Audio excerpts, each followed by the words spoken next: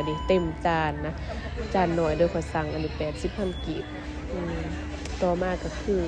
กระปุกกับมะคุงพอมาสไตล์แล้วซอยมะคุงหั่นแล้วคือแบบว่าบ่น้อยหั่นนะแบบว่าสไลด์เป็นแบบใหญ่ๆแบบคล้ายๆข้าวซอยตำหลวงพระบางนะทุกคนแต่ว่ามันก็บ่ใหญ่เท่าตำหลวงพระบางเขามักเส้นกระปุก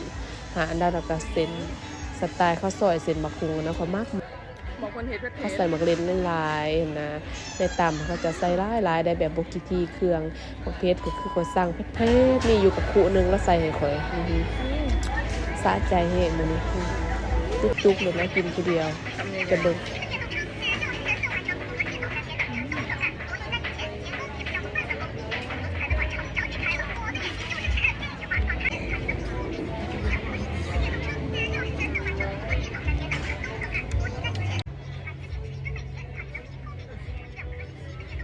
ได้หน่วย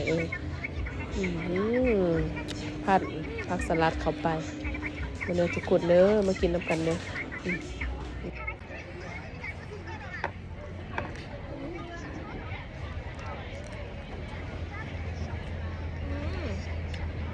หวาน